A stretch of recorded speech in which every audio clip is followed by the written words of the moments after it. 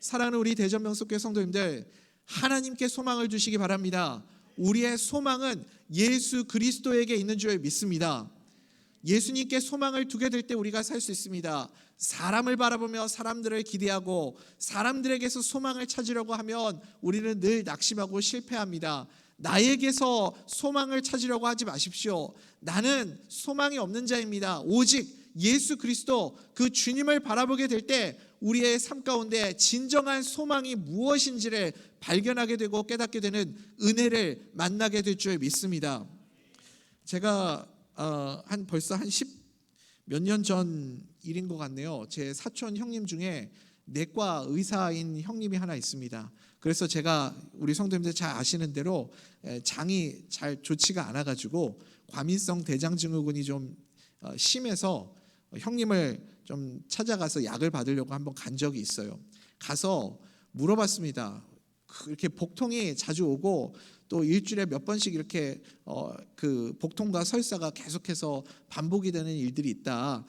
밤에 잠을 자다가도 복통 때문에 잠도 못 자고 할 때도 있다. 뭐 이런 이야기들을 했습니다. 그랬더니 그 증상들을 이렇게 다 듣고 있던 형님이 가만히 듣고 있다가 저한테 언제부터 그런 증상이 있었냐 묻더라고요. 그래서 제가 언제부터 그런 증상이 있었는지 잘 기억이 안 나는 거예요. 어렸을 때부터 그랬던 것 같은데요. 초등학교 때였는지 아무튼 어렸을 때부터 늘 그냥 배가 자주 아팠어요. 이렇게 이야기를 했어요. 그랬더니 형님이 저한테 이렇게 얘기하더라고요. 암은 아니야 이러더라고요. 제가 깜짝 놀라가지고요. 네? 뭐라고요? 이렇게 물어봤어요. 제가 잘못 들은 줄 알았거든요. 그랬더니 암은 아니라고. 암이었으면 벌써 죽었겠지? 이러는 거예요. 아니 근데 그 말이 저는 굉장히 위로가 되더라고요. 이 병이 굉장히 고통스럽고 다른 사람들보다 좀 불편하고 힘들게 하는 병이긴 한데 이 병이 죽는 병은 아니구나라는 생각이 드니까 그러니까 좀 위로가 되더라고요. 여러분 오늘 우리에게 주시는 이 말씀이 이런 뉘앙스를 가지고 있습니다. 에베소서 2장 1절 말씀 우리 한번 볼까요? 시작. 그는 허물과 죄로 죽었던 너희를 살리셨도다. 아멘. 이 성경 주석학자 F.F. 브루스라는 분이 이렇게 해석을 하더라고요. 허물과 죄, 허물하고 죄는 동의어라는 거예요. 그래서 바울 사도가 쓴 바울 서신에 허물이라는 단어가 나오면 우리는 그냥 그걸 죄로 그렇게 해석하고 이해하면 됩니다. 허물과 죄로 우리는 죽었던 존재들이다. 우리는 원래 죽은 존재들이다. 원래 우리는 다 죽은 사람들이에요. 무엇 때문에요? 허물과 죄 때문에 죽었다는 거예요. 사랑하는 우리 대전명석교회 성도님들, 이 1절의 말씀을 읽을 때 어떤 생각이 드십니까? 섬뜩하시나요? 절망감이 드시나요? 난 죽었구나 이런 생각이 드시나요? 그렇지 않죠. 내가 허물과 죄로 죽었었던 존재구나 라는 이것을 깨달을 때 오히려 위로가 됩니다. 감사함이 있죠. 왜죠? 내가 그 죽음의 절망의 상태에서 머물러 있지 않고 지금 하나님의 은혜로 구원을 받고 생명을 얻고 살아났으니 허물과 죄로 죽었던 존재가 아니라 지금은 생명이 있는 존재고 은혜로 살아가는 존재가 되었구나. 이것이 우리에게 위로가 되고 격려가 되고 감사가 되는 은혜가 넘치기를 간절히 소원합니다. 마땅히 허물과 죄로 인해서 죽어야 할 인생인데 우리는 죽지 않았다. 우리는 그 허물과 죄 때문에 죽은 존재가 되지 않았다. 이게 얼마나 감사한 일입니까? 우리 4절, 5절 말씀 같이 한번 읽어볼까요? 시작. 긍휼이 풍성하신 하나님이 우리를 사랑하신 그 큰 사랑을 인하여 허물로 죽은 우리를 그리스도와 함께 살리셨고 너희는 은혜로 구원을 받은 것이라. 아멘. 허물로 죄로 죽은 우리를 그리스도께서 우리를 살리신 줄 믿습니다. 이 말씀이 얼마나 위로가 됩니까? 은혜가 되죠. 여러분 세상 어느 종교를 가보십시오. 세상 어떤 종교를 다 찾아가 보십시오. 죽음에 대해서 죽는다, 산다 이런 표현을 사용하는 것이 어디에도 없습니다. 오직 예수 그리스도 하나님의 말씀 예수 그리스도를 믿는 교회에서만 우리가 죽음과 삶이라는 이 표현을 사용할 수 있습니다. 성경만이 우리 인생 가운데 죽음의 삶을 설명해 주고 있습니다. 여러분 세상 어떤 종교가 죄에 대해서 말하고 있습니까? 감히 말 못합니다. 어떤 종교도 죄에 대해서 말하지 못합니다. 오직 성경만, 예수 그리스도만 우리의 인생의 죄에 대해서 말씀하시는 줄 믿습니다. 여러분, 이것이 의미하는 바가 무엇입니까? 오직 그리스도 예수 안에 있을 때에만 해결책이 있다. 하나님의 말씀 안에만 해결책이 있다. 이것을 우리에게 가르쳐주고 있는 거 아닙니까? 해결책이 없으면 말 못하겠죠. 우리 교회도, 우리 성경 말씀에도 해결책이 없다면 죽음에 대해, 죄에 대해 말하지 않겠죠. 어떻게 말을 할 수 있겠습니까? 성경이 자신 있게 이렇게 죽음에 대해, 죄에 대해 말씀할 수 있는 이유가 뭐냐면, 이 죄의 문제, 죽음의 문제는 오직 예수님만 다룰 수 있는 문제이기 때문에 그렇습니다. 예수님만 이 문제를 해결할 수 있고 풀 수 있기 때문에 그래요. 그래서 이 성경에서 우리에게 분명하게 말씀하지 않습니까? 예수 그리스도를 통해서만 우리가 허물로 죽어 있었던 이 인생 가운데서 구원 얻고 생명을 얻었다. 오늘 우리에게 말씀해주고 있잖아요. 2절의 시작이 그래서 그때로 시작하죠. 그때. 한번 동그라미를 쳐보실래요? 2절에 제일 처음에 그때에 이렇게 시작합니다. 우리가, 그때가 언제죠? 우리가 영적으로 죽어 있었던 그때에 예수님을 믿기 전의 상태를 말합니다. 그때 우리는 무엇을 따라 살아가는 존재였습니까? 우리 인생은 어떤 것을 따라 살아가는 존재죠? 세상의 풍조를 따라 살아갔습니다. 헬라어로 이 풍조를 아이온이라고 말하는데, 이 아이온은 시대 혹은 흐름, 유행, 이런 것들을 설명하는 단어입니다. 예수님을 믿기 전에 우리는 하나님의 말씀보다 시대의 흐름을 따라 살아가는 존재들이었습니다. 내 안에 예수 그리스도가 없잖아요. 내 안에 예수 그리스도가 없으면 그 말은 내 삶의 기준이 없다라는 뜻이고, 내 삶의 기준이 없으면 세상의 풍조와 흐름을 따라 살아갈 수밖에 없는 거죠. 믿음과 삶의 표준인 성경, 하나님의 말씀, 이것이 없는 사람들은 시대의 흐름을 따라 살아갑니다. 우리가 이것을 볼 수 있는 좀 통찰이 필요해요. 시대의 흐름 속에 분명하게, 이 유행과 시대의 흐름 속에는 분명하게 보이지 않는 어떤 영적인 힘이 있다. 이것을 우리가 볼 수 있어야 됩니다. 우리 2절 말씀 한번 볼까요? 시작. 그때에 너희는 그 가운데서 행하여 이 세상 풍조를 따르고 공중의 권세 잡은 자를 따랐으니 곧 지금 불순종의 아들들 가운데서 역사하는 영이라. 그러니까 여러분, 이 시대의 흐름 가운데 역사하는 영이 있다라는 거예요. 그것을 오늘 말씀에서 누구라고 설명하냐면 공중의 권세 잡은 자, 공중의 권세 잡은 자라고 이렇게 말합니다. 이 시대의 유행과 흐름, 이 속에 악한 영이, 공중의 권세를 잡은 악한 영이 이 주도권을 쥐고 이 흐름 속에 영적인 역사를 나타내고 있다는 것을 우리 통찰의 눈으로 볼 수 있어야 한다는 거예요. 아프리카 남부 이 칼라하리 사막에 보면 스프링벅이라는 사냥 종류의 사슴처럼 생긴 이 동물이 있습니다. 스프링벅, 이렇게 스프링처럼 통통통통 뛰면서 이렇게 다니는 사슴같이 생긴 짐승이죠.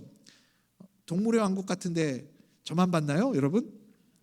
그런 거 보면 이제 스프링벅이 나오죠. 이 스프링벅이 산악지대, 험악한 산악지대에 사니까 사실은 이 소수를 무리지어서 이렇게 지내는데, 이 번식이 많이 돼가지고 무리가 많아질 때는 좀 독특한 습성이 있습니다. 이제 무리가 많아지면 먹이 경쟁이 치열해지게 되는 거죠. 산악지대다 보니까. 그래서 이 먹이 경쟁이 치열해지니까 더 빨리 뛰어가서 더 빨리 많은 먹이를 내가 먹기 위해서 경쟁적으로 막 앞서 달려나가기 시작하는 거죠. 앞서 달려나가다가 앞에 있는 스프링벅이 절벽에서, 앞에 절벽이 있는데 그것을 보지 못하고 절벽에서 뛰어내려서 떨어져서 죽는데, 뒤에 있는 스프링벅들도 그 앞에 있는 스프링벅을 따라잡기 위해서 전속력으로 뛰어가서 계속해서 절벽에서 떨어져서 죽는 아주 기이한 현상이 종종 나타난다고 합니다. 그러니까 우리가 그렇다고요. 우리 인생이 그래요.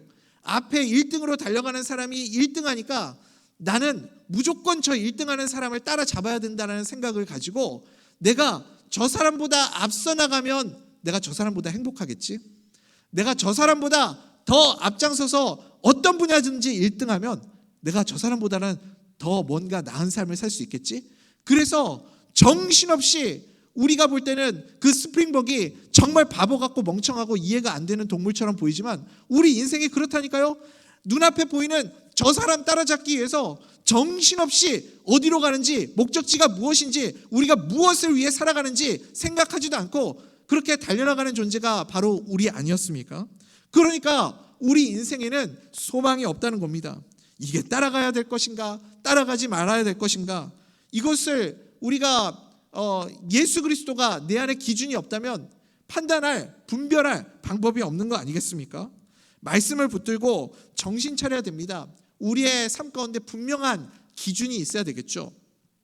세상을 따라가다가는 다 망하게 된다는 겁니다. 공중의 권세 잡을 자를 따라가면 망하게 되는 거죠. 유대인의 개념에서 이 공중이라는 것은, 공중은 어떤 것을 의미하냐면 마귀가 활발하게 활동하는 영역을 공중이라고 그렇게 유대인들은 생각했습니다. 그러니까 이 지상보다 더 뛰어난 개념이 공중 아닙니까? 인간보다 더 우월하고 월등한 존재가 공중의 권세를 잡은 자라고 생각한 겁니다. 이 땅의 권세를 잡은 자도 권세가 대단한데 공중의 권세를 잡은 자면 얼마나 대단하겠어요? 그런 개념인 겁니다. 그래서 이 공중의 권세를 잡은 자가 감히 인간이 어찌하지 못하는 권세를 가지고 있는 자가 이 세상의 유행과 흐름과 풍조를 주도하고 역사하고 그렇게 이끌어가고 있다라는 거죠. 어떤 성경학자는 주석서에서 이런 해석이 있더라고요. 그러니까 이 공중의 권세 잡은 자가 마귀가 매스컴을 통해서도 역사한다, 이런 좀 이야기를 좀 과도하게 설명하는 부분도 없지 않아 있지만 또 나름 일리가 있는 것 같아요. 왜냐하면 우리가 이 방송을 공중파라고 이야기를 하죠. 그리고 생방송을 온에어, 공중이라고 그렇게 말하지 않습니까? 그러니까 어느 시대나 항상 마귀가 이렇게 흐름과 유행을 이용해서 이 악한 사상들을 퍼뜨리고 세상의 가치를 퍼뜨려서 영혼들을 망가뜨리고 하나님을 바라보지 못하게 만든다라는 것을 우리가 볼 수 있어야 됩니다. 그 배후에 항상 공중의 권세 잡은 자 마귀가 있다는 거죠. 왜 저런 일에 사람들이 저렇게 정신없이 따라가지? 왜 사람들이 이렇게 아무 생각 없이 앞만 보고 그냥 정신 나간 사람처럼 달려가지? 우리가 그것을 보지 못하면 세상 사람들이 막 뛰어가고 있는 그 모습에서 우리도 정신 못 차리고 아이고 나도 뒤처지면 안 되지 하면서 막 나도 달려가고 있는 그런 모습을 보게 되는 거죠. 영적인 파워가 있다, 우리가 알아야 됩니다. 여러분, 넷플릭스에서 이 다큐멘터리 시리즈로 반영했던 나는 신이다라는 그런 프로그램이 있지 않습니까? 나는 신이다. 우리나라에 이단들 참 많아요. 땅덩이도 좁은데 어쩜 이렇게 내가 예수님이라고 하는 사람들이 많은지. 하여튼 이단들도 많아요. 근데 진짜 궁금하잖아요. 여러분 궁금하지 않으세요? 왜 사람들이 이단에 빠질까? 왜 사람들이 저런 신천지나 JMS나 뭐 통일교나 구원파나 이런 이단들에 왜 자꾸 넘어갈까? 왜 저기가 정상이 아니라는 걸 모르고 저기에 사람들이 자꾸 미혹될까? 되게 궁금하더라고요. 그래서 그 다큐멘터리를 좀 봤습니다. 봤는데요, 여러분 거기 나오는 교주들이요, 우리가 생각할 때는 여러분 그 정도 되는 교주들 되면 뭔가 좀 매력이 있을 것 같고 좀 언변도 뛰어날 것 같고, 저 진짜 실망을 많이 했어요. 왜냐하면 저 정도 이렇게 미혹할 수 있고 할 수 있는 사람이라면 굉장히 매력이 있을 것 같고 말도 엄청 잘할 것 같고 굉장히 똑똑할 것 같고 그런 기대감을 가지고 제가 봤거든요. 근데 죄송해요. 제가 이런 표현을 드려서 정말 죄송한데 진짜 허접하더라고요. 아니 어떻게 저렇게 허접한 인간들한테 사람들이 속아 넘어가가지고 저 이단들에 빠지고 저 사람들한테 넘어가가지고 저렇게 전재산 다 홀라당 뺏기고 미혹돼가지고 자기 삶 풍비박산 나고 가정이 다 무너지고 하는데 왜 저렇게 정신을 못 차리고 있을까 이해가 안 되더라고요. 근데 어느 선배 목사님이 저한테 그런 얘기 하는 거예요. 그러니까 영적 싸움이지. 그러니까 영적인 싸움인 거야. 이렇게 이야기를 해주시더라고요. 마귀가 역사하면요, 우리가 볼 때 너무 상식적이고 이거는 누가 봐도 말도 안 되는 건데 사람들이 미혹돼서 따라간다니까요. 정신없이 따라갑니다. 어리석어지는 거예요. 배후의 마귀가 역사하면 그 안에 영적인 힘이 있기 때문에 그렇습니다. 그래서 사람들이 거기에 현혹되고 미혹돼서 넘어가는 많은 모습들을 우리가 보지 않습니까? 여러분, 그러니까 우리가 겉으로 드러나는 현상만 바라보고 그냥 지나치면 안 됩니다. 그 안에 영적인 배후 세력이 있다. 이것을 우리는 늘 생각하고 있어야 되겠죠. 그래서 정신 똑바로 차려야 됩니다. 그 다음에 우리가 예수 믿기 전에 우리의 삶을 지배했던 것이 또 있어요. 무엇이 있습니까? 우리의 육체의 욕심입니다. 3절에 나오죠. 3절 우리 한번 읽어볼까요? 시작. 전에는 우리도 다 그 가운데서 우리 육체의 욕심을 따라 지내며 육체와 마음에 원하는 것을 하여 다른 이들과 같이 본질상 진노의 자녀이었더니. 아멘. 아멘. 이 육체, 헬라어로는 사르크스라고 하는 이 단어가 2번이나 반복돼서 나오고 있습니다. 예수님 믿기 전에 우리는 이 육체의 본성, 육체의 죄성을 따라서 살아가는 존재들이었습니다. 그래서 우리는 본질상 진노의 자식이었다. 그렇게 설명하고 있지 않습니까? 본질상 우리는 누구의 자식이었어요? 진노의 자식이었다. 나는 소망이 없는 존재였다라는 거예요. 우리는 마치 어디에 서 있는 존재냐면 비탈길에 서 있는 존재입니다. 비탈길. 어디를 향해 있는 비탈길이냐면 지옥을 향해 있는 비탈길이요. 가만히 있으면 그냥 저절로 지옥을 향해 떨어지는 그 비탈길에 서 있는 존재들이 바로 우리 자신입니다. 그래서 우리는 그 비탈길에서 벗어날 능력도 없고 본질상 진노의 자녀이기 때문에 소망도 없고 희망도 없는 존재들이었습니다. 여러분, 그 비탈길에서 우리가 살아날 수 있는 유일한 방법은 무엇이냐면 나의 힘으로는 되지 않는 거죠. 영적인 존재가 우리를 끌어올려 주셔야만, 그래야만 우리가 살 수 있는 건 아닙니까? 성령님께서 나를 붙잡아 주셔서 그 비탈길에서 나를 건져내 주셔야만, 깊은 수렁과 웅덩이에서 허우적거리며 죽어가는 나의 영혼을 주님께서 건져내 주셔야만, 그래야만 내가 살아날 수 있는 줄 믿습니다. 원래 내 본성은요, 내 마음대로 살고 싶어하는 존재예요. 내가 하고 싶어 하는 대로 그렇게 살아가고 싶은 존재입니다. 그래서 내 본성대로 내가 하고 싶은 대로 살면 반드시 망하게 되어 있습니다. 우리 안에는 이 본능적인 죄, 원죄가 있거든요. 망하는 길로 가는 본성이 있습니다. 누가복음 15장에 탕자의 비유가 나오죠.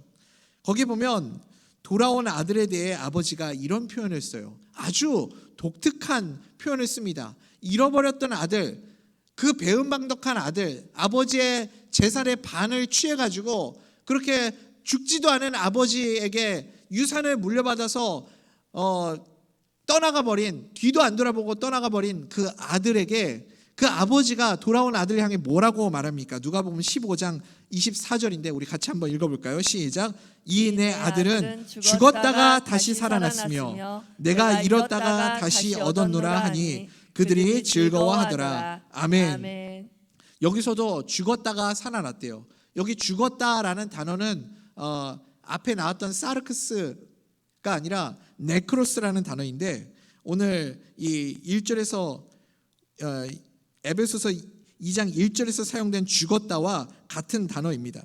육체를 따라 산다는 것은 마귀의 통치를 받고 마음의 죄성을 따라 사는 삶입니다. 육체를 따라 산다는 것은 마귀의 통치를 받는 겁니다. 오늘 이 시대에도 수많은 탕자들이 있지 않습니까? 수많은 탕자들이, 원래 나도 탕자 아니에요? 우리도 탕자죠? 지금도 수많은 탕자들이 있습니다. 그들은 아버지께로 돌아와야 하는 줄 믿습니다. 우리는 그들이 하나님 아버지께로, 하늘 아버지께로 돌아올 수 있도록 끊임없이 기도하고 복음을 전해야 되겠죠. 아버지께로 돌아온 사람들, 그 사람을 누구라고 할까요? 그 사람이 누구죠? 죽었다가 살아난 사람. 여러분 믿으십니까? 내가 원래 본질상 진노의 자녀였고 우리는 허물과 죄로 어떤 존재였어요? 죽은 존재였죠. 근데 허물과 죄로 죽었던 우리가 아버지께로 돌아오면 우리가 어떤 존재가 돼요? 죽었다가 살아난 자가 되는 겁니다. 우리 다 탕자였죠. 내가 바로 죽었다 살아난 자입니다. 죽었다가 살아난 사람이 가득한 곳이 어디예요? 교회죠. 믿으십니까? 오늘 굉장히 힘드네요, 여러분. 죽었다가 살아난 사람들이 가득 모여 있는 곳이 어디예요, 여러분? 아멘. 감사합니다. 고맙습니다. 여러분, 교회죠. 우리 대전명석교회가 그런 교회가 되기를 간절히 소원합니다. 죽었다 살아난 영혼들이 가득 채워져 있는 곳, 그곳이 우리 대전명석교회가 되기를 주님의 이름으로 간절히 소원합니다. 이거에 대해서 자유로운 사람이 누가 있겠습니까? 내가 허물과 죄로 죽었던 존재다, 나는 소망이 없는 존재다, 이것에 대해서 자유로운 사람이 누가 있겠어요? 세상에 대해서 자유로운 사람이 누가 있으며 마귀로부터 자유로운 사람이 누가 있겠습니까? 육체의 욕심에서부터 자유로운 사람이 누가 있겠어요? 우리는 다 욕심으로 살잖아요. 아무리 절제하고 조심하고 견제한다 할지라도 언젠가는 다 넘어지고 여기에 안 넘어져 본 사람 아무도 없습니다. 그러면 우리에게 더 이상 소망이 없느냐? 나는 늘 실패하고 나는 늘 넘어지고 나는 본질상 진노의 자녀였기 때문에 예수 그리스도를 믿어도 또 넘어지고 또 실패하고 또 죄를 짓고 나는 더 이상 소망이 없는 존재인가? 아니라는 거예요. 우리가 이걸 억지로 버텨서 이기려고 하는데 억지로 우리의 힘으로 이길 수 없습니다. 소망을 나에게 두는 것이 아니라 소망을 누구에게 둬야 돼요? 예수 그리스도 하나님께 둘 수 있어야 합니다. 4절 맨 앞에, 그래서 뭐가 빠졌냐면 4절 맨 앞에 단어 하나가 빠져 있어요. 그러나 라는 단어가 빠져 있습니다. 우리는 본질상 진노의 자녀였고 허물과 죄로 죽는 존재였다. 그런데 4절에서 그러나로 시작합니다. 우리 4절, 5절 같이 한번 읽어볼까요? 시작. 긍휼이 풍성하신 하나님이 우리를 사랑하신 그 큰 사랑을 인하여 허물로 죽은 우리를 그리스도와 함께 살리셨고 너희는 은혜로 구원을 받은 것이라. 아멘. 아멘. 아멘. 여러분, 소망은 예수 그리스도께 두시기 바랍니다.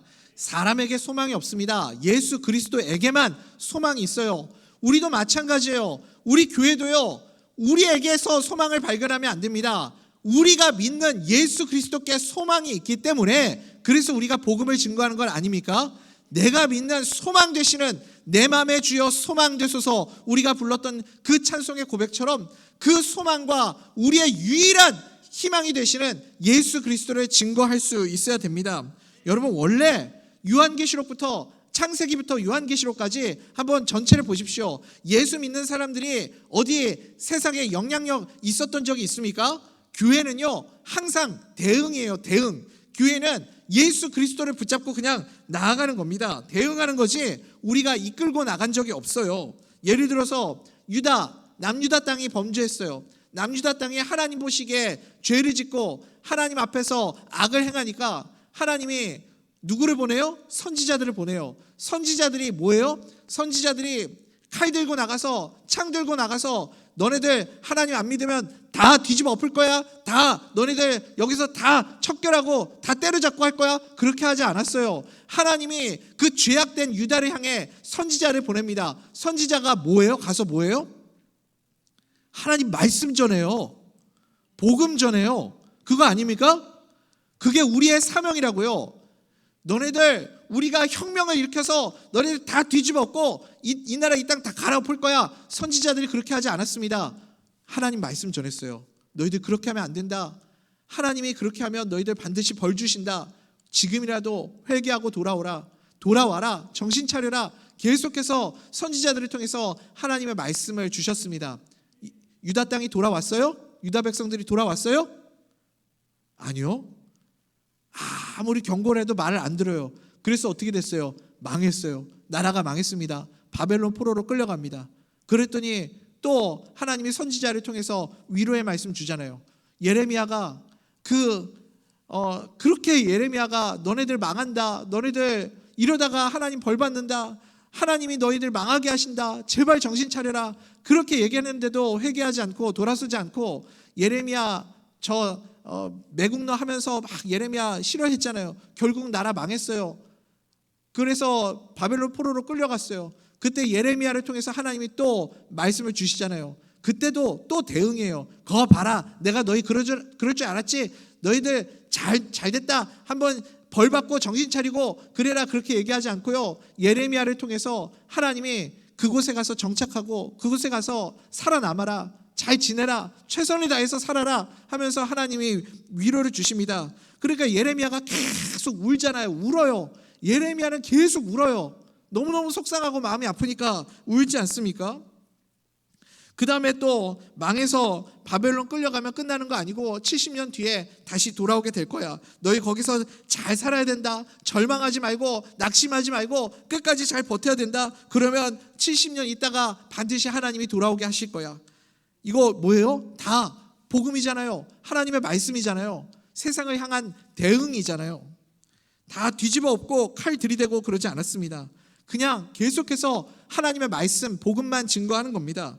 탕자가 자기 아들이 아버지 재산을 받아가지고 떠나게 될 때 그 아버지가 아들이 자기 재산 가지고 떠나게 되면 망하게 될 거 알았을까요? 몰랐을까요?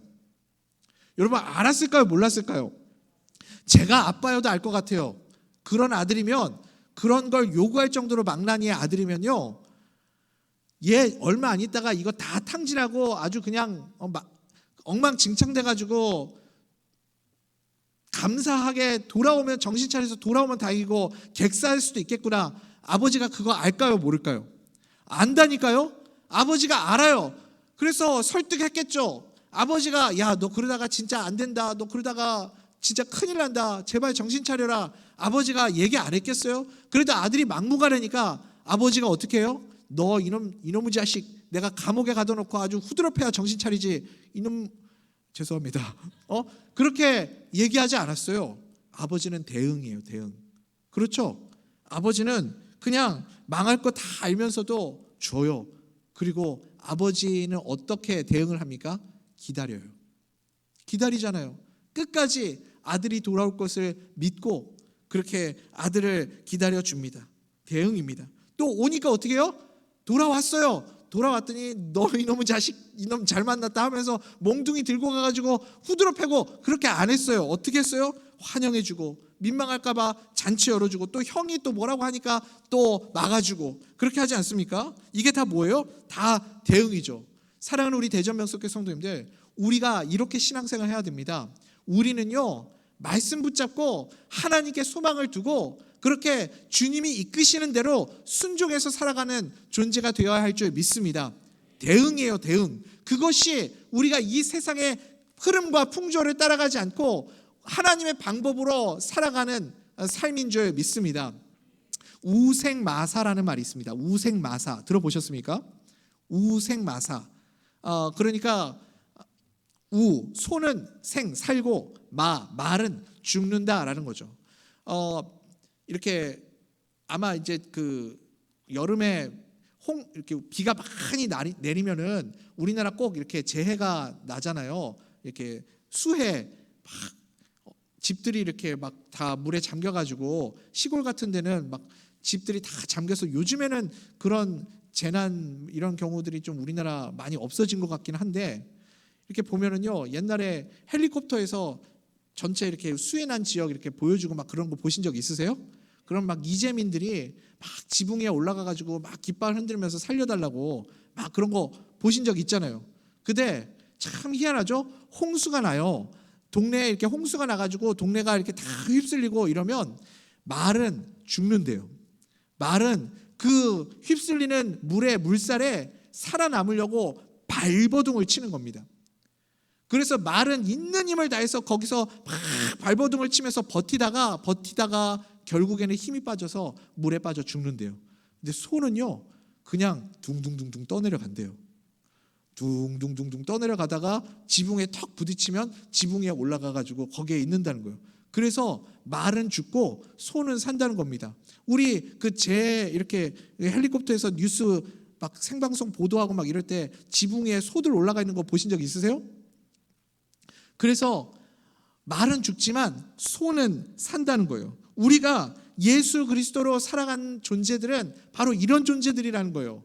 우리가 세상에 어떤 뭔가 그 흐름과 풍조에서 역행하고 거스르고 뭔가 개혁을 하고 그런 존재들이 아니라 우리는 세상 흐름과 풍조와 상관없이 주님이 이끌어 가시는 대로 순종해서 그냥 소처럼 둥둥 떠내려가다가 하나님이 세워주시면 서고 살려주시면 살고 이쪽으로 이끌어주시면 이쪽으로 가고 하는 것이 우리가 세상을 살아가는 방법인 줄 믿습니다.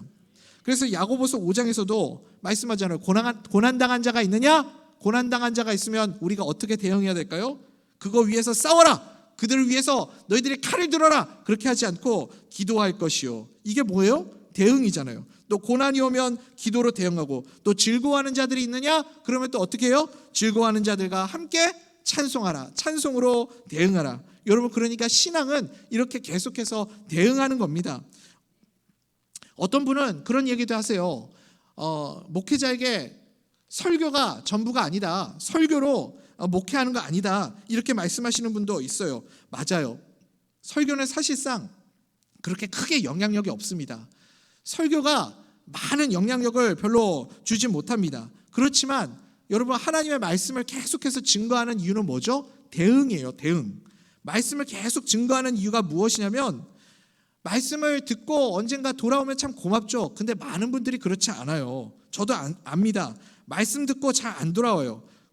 그렇다고 또 고난을 만나서 돌아오느냐? 고난할 때 아유 목사님, 그러면 저 사람 이렇게 깨지고 부딪히고 하나님이 이렇게 또 벌 주고 그러면 그때 정신 차려서 돌아오지 않아요? 아니요. 그렇지 않아요. 오히려 더 이 악물고 버티지, 그런다고 돌아오는 분 많지 않습니다.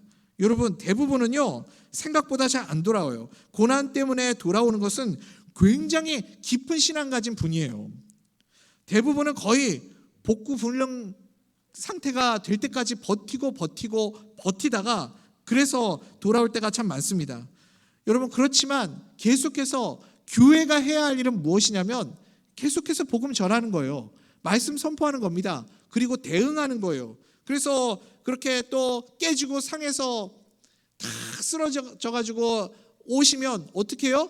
또 품는 거죠. 또 사랑하는 거고, 또 위로하고 힘주고, 이제라도 돌아와서 다행입니다 하면서 또 격려하고, 그게 교회가 하는 일이라고요. 결국은 신앙생활은 대응입니다.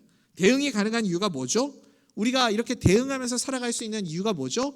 예수 그리스도께서 우리의 소망이 되시기 때문임을 믿으시기 바랍니다.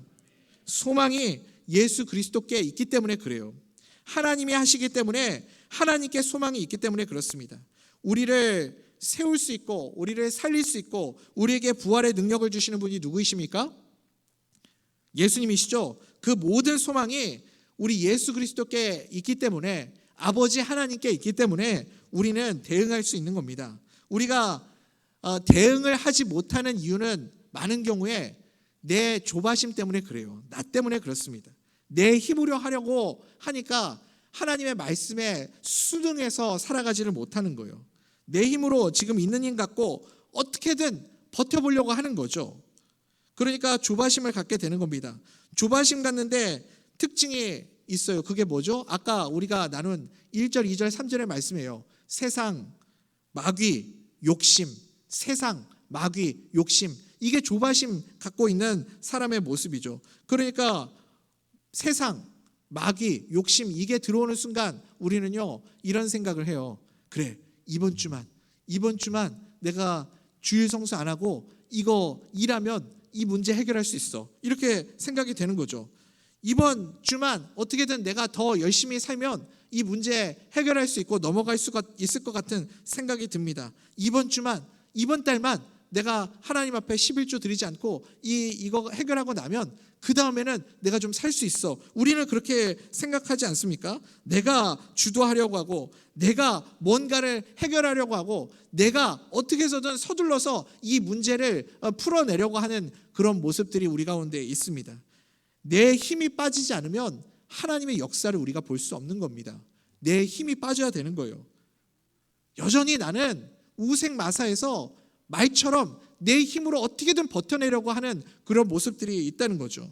내 돈으로 해야 되고, 내 능력으로 해야 하고, 내 시간으로 해야 하고, 내가 할 수 있는 인맥으로 어떻게든 해결해야 한다라고 생각하죠.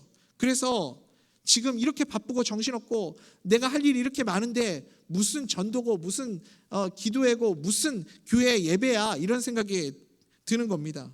여러분, 이방인들의 특징이 뭐죠? 이방인들은 똑같은 잘못을 계속해서 반복하는 것이 이방인들의 특징입니다. 지혜로운 그리스도인은 무엇이냐면 넘어질 수 있습니다. 실패할 수 있습니다. 우리도 하나님 앞에서 넘어질 수 있어요. 그렇지만 지혜로운 그리스도인은 그 넘어짐을 통해서 나의 힘을 빼고 주님께 맡길 수 있는 그런 믿음을 갖게 될 줄 믿습니다. 나의 힘을 빼야 살 수 있습니다. 왜요? 우리의 소망은 예수 그리스도께 있기 때문에 그렇습니다.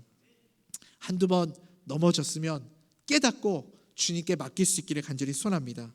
하나님께 소망을 둘 때부터 능력이 나타나는 거예요. 그래서 그 다음부터는 어떤 인생이 되느냐? 말씀이 역사하는 인생이 될 줄 믿습니다. 내가 움직여서 내 욕심대로 뛰면 죄를 만들어내는 인생이 되겠죠. 우리는 원래 본질상 진노의 자녀였으니까요. 그렇지만 하나님의 말씀대로 내 힘 빼고 주님의 말씀에 나의 삶을 맡기는 삶을 살아가면 그때부터 10절의 표현 그대로 선한 일이 우리의 삶 가운데 나타나게 될 줄 믿습니다. 선한 일을 행하는 그런 복된 인생으로 살아가게 될 줄 믿습니다. 사랑하는 우리 대전면석교 성도님들, 주님께 맡기십시오. 우리의 삶을 주님께 맡겨드리십시오. 하나님의 말씀에 우리의 인생을 맡겨드리십시오. 그러면 나의 힘이 아니라 하나님의 능력으로, 소망 되시는 예수 그리스도의 능력으로 살아가는 인생이 될 줄 믿습니다.